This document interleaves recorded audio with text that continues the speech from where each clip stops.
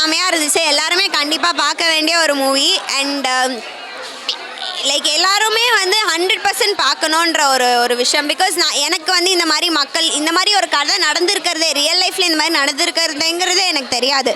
But இதை பார்க்கும்போது எவ்வளோ எவ்வளோ ட்ராமடைசிங்காக எவ்வளோ கஷ்டப்பட்டிருக்காங்கன்றது வந்து நல்லா தெரிஞ்சுது.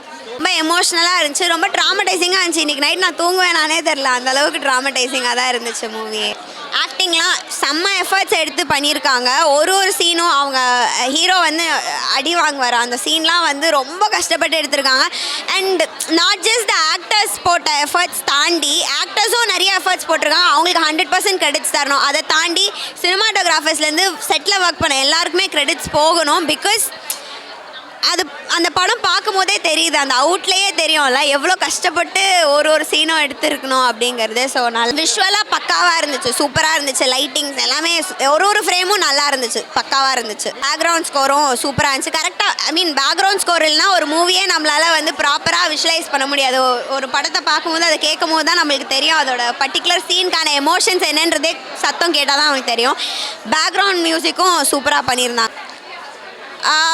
யூஸ்வலாக நிறைய லைக் இப்போ ரீசெண்ட் டேஸில் வர படம் எல்லாமே வந்து ஒன்று பொலிட்டிக்கலாக ஏதாச்சும் ஒன்று சொல்லணும்னு ட்ரை பண்ணுவாங்க. அப்படி இல்லைனா வந்துட்டு ஒரு ஃபீல் குட் மூவியாக இருக்கும். முடிச்சுட்டு நம்ம போகிறப்போ அப்பாடியோ இந்த மாதிரி ஒரு நடந்துச்சுன்னு சொல்லிட்டு எப்பவுமே சந்தோஷப்படக்கூடிய ஒரு விஷயமா இருக்கும். பட் இந்த படம் வந்து கொஞ்சம் நம்மளை யோசிக்க வைக்கிற மாதிரி இருந்துச்சு. ஸோ ரொம்ப டிஃப்ரெண்ட்டாக ட்ராமடைசிங்காக இருந்துச்சு, ஒரே வார்த்தையில் அதுதான் சொல்லும்.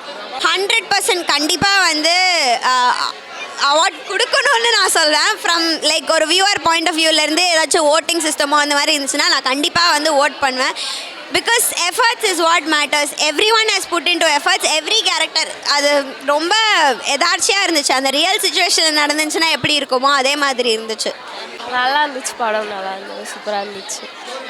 அவ்வளோ அடித்ததுக்கப்புறம் திரும்பி அடிக்கும் போது தான் நல்லா இருந்தது. மியூசிக்லாம் சூப்பராக இருந்தது. மூவி, சினிமாட்டோகிராஃபி, ஆக்டிங் எல்லாமே நல்லா இருந்துச்சு. இதை பார்க்கும்பொழுது நம்ம சிட்டிலே வளர்ந்தனால இந்த கிராமம் எப்படி இருக்கும், அவங்களோட லைஃப் ஸ்டைல் எப்படி இருக்கும்னு இப்போ தான் எங்களுக்கு தெரியுது. ஸோ இது எல்லாருக்குமே ஸ்ப்ரெட் ஆகணும், எல்லாருமே தெரிஞ்சுக்கணும்னு நினைக்கிறோம். அவங்களோட கஷ்டம் நம்மளுக்கு எல்லாமே ஃபீல் ஆகுற அளவுக்கு அதை வந்து இது பண்ணியிருந்தாங்க. பேர் ஃபுட்டில் ட்ரெஸ் இல்லாமல் எவ்வளோ இது பண்ணிகிட்டு இருந்தாங்க. ஸோ நல்லா இருந்துச்சு. கண்டிப்பாக ஃபேமிலி ஆடியன்ஸ் வந்து பார்க்கலாம். படம் நல்லா இருந்துச்சு, ஸ்டோரி ரொம்ப நல்லா இருந்துச்சு.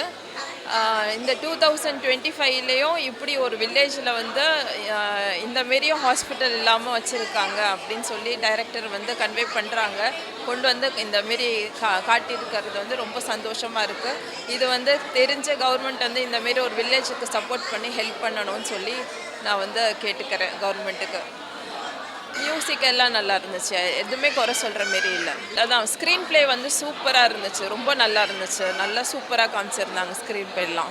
ஆக்டர் வந்து ரொம்ப நல்லா நடிச்சிருக்காங்க. ஆக்டர் ரொம்ப நல்லா நடிச்சிருக்காங்க. அவர் தான் வந்து அந்த படத்தையே வந்து ரொம்ப நல்லா நடித்து அவர் தான் மெயினாகவே நல்லா ரொம்ப ஹார்ட் ஒர்க் பண்ணி காமிச்ச மாரி. அந்த அடி வாங்குகிற சீன்ஸ் எல்லாம் ரொம்ப டச்சிங்காக இருந்துச்சு.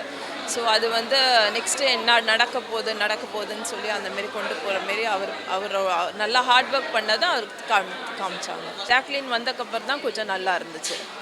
ஆடியன்ஸும் கத்த ஆரம்பித்தாங்க.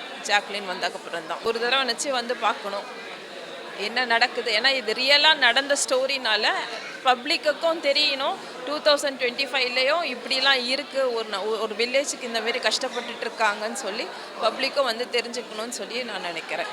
படம் செம்மையாக இருந்தது. இந்த மாதிரி வந்து நிறைய மக்கள் வந்து பாதிக்கப்படுறாங்க. அதை வந்து இந்த வரணுன்றதுக்கோசம் இப்போ இந்த படம் வந்து எல்லாருக்குமே ஒரு விழிப்புணர்வு தான். கண்டிப்பாக இப்போ அதை நிறைய இப்போ கிராமத்துலலாம் வந்து இப்போ இதே மாதிரி ஹாஸ்பிட்டல் இல்லாமல் ரொம்ப கஷ்டப்படுறாங்க. ஏன்னா இவங்க ஓட்டுக்கு மட்டும்தான் வந்து மக்களை தேடி வராங்களே, மற்றபடி வந்து வேறு எதுக்குமே வரமாட்டுறாங்க. ஓட்டுக்கு மட்டும்தான் மக்களை தேடி வராங்க. மற்றபடி 5 வருஷம் கழித்து அதுக்கப்புறமாட்டி மக்களை தேடி ஓட்டுக்கு மட்டுமே வராங்க. இது என்னென்னா ஓட்டுக்குன்ற மாதிரியே தான் இருக்கே. மற்றபடி வந்து இப்போ எவ்வளோ கஷ்டப்படுறாங்க. இப்போ அந்த மலைவாழ் மக்கள்லாம் ரொம்ப கஷ்டப்படுறாங்க. இப்போ அது ஒரு மூவி பார்க்கும்போது அதோட அருமையே தெரியுது எங்களுக்கு. அந்த மலையில் சார்ந்தவங்கள இல்லாமல் நிறைய இடத்துல நிறைய பேர் ரொம்ப கஷ்டப்படுறாங்க. அதை வந்து இந்த போலீஸ் ஸ்டேஷன்லாம் பார்க்க மாட்டேன்றாங்க. ஓட்டுக்கோசம் மட்டுமே, அவங்க நல்லா இருக்கணுன்றதுக்கோசம் மட்டுமே வந்து நம்மளை தேடி நம்மளோட நல்லதை பற்றி யாரும் பார்க்க மாட்டுறாங்க. அதை வந்து கண்டிப்பாக பார்க்கணுன்னு நினைக்கிறேன். இதுதான் இந்த படத்தை பார்த்தாவது இன்னும் திருந்தணும், எல்லாருமே திருந்தணும். உண்மையிலே இந்த படத்தை பார்த்து எல்லாரும் திருந்தணும் ஃபர்ஸ்ட். அவங்க தேவைக்கு முன் வரவங்க நம்ம தேவையும் முன் வந்து பார்க்கணும்னு நினைக்கிறோம் நாங்க. நடிகர்லாம் வேற லெவல்னா சூப்பரா பண்ணிருக்காங்க. ரொம்ப ரியாலிட்டிக்கா இருந்தது. அது கொஞ்சம் கூட ஒரு இடத்துல கூட ஒரு ஆக்டிங் மாதிரிலாம் தெரியல, செம்ம ரியாலிட்டிக்கா இருந்தது. அந்த ஃபைட் சீன்லாம் வேற லெவல்னா ஃபேமிலியா பார்க்குற படம் தான். ஃபேமிலியா வந்து பார்த்தாங்கன்னா நல்லா இருக்கும், வேற லெவலில்.